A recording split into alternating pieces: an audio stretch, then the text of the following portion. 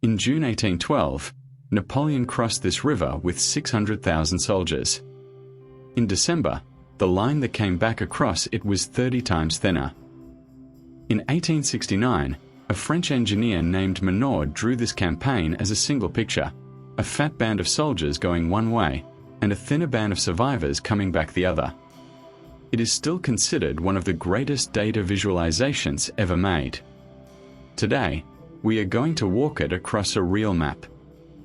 The line begins on the western bank of the Niemen River, near the town of Kovno. It is the 24th of June, 1812.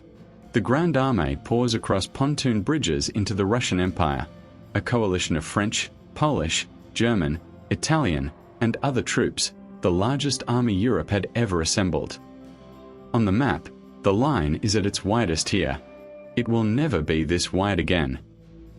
The first weeks are not a battle. They are a march. The Russians refuse to fight a decisive engagement. They fall back, and back, and back, drawing the French line deeper into a country with no roads worth using and no supply depots waiting. By the time the army reaches Vilna and then Vitebsk, the line on the map is already thinner. Heat, hunger, and desertion are eating it before a single major battle is fought. In mid-August, the line reaches Smolensk. There is finally a battle. The city burns. The Russians slip away again, refusing to be pinned down, and Napoleon's officers begin urging him, here, to stop, to winter at Smolensk, to consolidate. He does not stop. On the 7th of September, the Russian army finally turns and fights, on a field outside the village of Berezina. It is the bloodiest single day of the Napoleonic Wars. Tens of thousands die on both sides in a matter of hours. By nightfall, the field is French, but the Russian army is not destroyed. It simply marches further east. Berezina was Napoleon's chance to win the war in a day. He won the field and lost the chance. If a single line on a map can already feel like a tragedy, stay with it, because the most famous part of this story is the part that hasn't happened yet. A week after Borodino, the line reaches the gates of Moscow. On the 14th of September, Napoleon enters Moscow expecting a surrender. The city is empty. The Russian commander, Kutuzov, has marched the army through it and out the other side.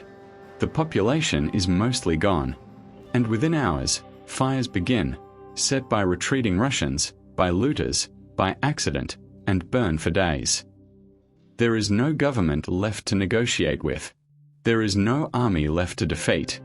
There is only an empty, burning city, and an enormous French line sitting inside it, waiting for a peace offer that will never come. Napoleon waits in Moscow for 5 weeks. He sends letters to the Tsar. The Tsar does not reply. He hopes the Russian winter will hold off long enough for a deal to be reached. It does not. By the middle of October, the temperature is dropping, the food is gone, and there is no diplomatic victory coming. The line has to move again, and now, the only way it can move is back. On the 19th of October, the Grande Armée leaves Moscow. It is no longer an army of conquest. It is an army of survivors trying to get home before the winter closes the road. The plan is to retreat through fresh country, but a Russian army blocks the southern route at a small town called Malyaroslavets. After a hard fight, the French turn north, back onto the same road they advanced down, a road they have already stripped of food. This is the part of the map that hurts to look at. Below the line, Minard added a second graph, temperature. As the army retreats, the line in degrees plunges, -5, -10, -20, -30 Celsius, and at every drop, a chunk of the band above it disappears. Frostbite, starvation, exhaustion, and Cossack raids take more of the army than every battle of the campaign combined. In late November, what is left of the army reaches the Berezina River, and finds it not yet fully frozen, with Russian armies closing from 3 sides. French engineers build 2 pontoon bridges in icy water, working in shifts until they collapse. Most of the surviving combat troops get across. Tens of thousands of stragglers, wounded, and camp followers do not. When the last bridges are burned to stop the Russian advance, the people still on the wrong bank are simply left behind. The Berezina becomes the campaign's grimmest single word. On the 14th of December, the line crosses the Niemen again, at the same town where it had begun 6 months earlier. Estimates of how many came back vary. Most modern historians put the number of soldiers who recrossed in any organized form at around 30,000, out of the original force of roughly 600,000 that had entered Russia in June. The map shows what the words can only approximate. A thick band went in. A thread came out. Napoleon would still be Emperor of France for another year and a half. But the line he sent into Russia in 1812 did not come back, and his empire would never recover from the loss. Minard drew this picture more than 50 years later, not as a tribute, but as a warning.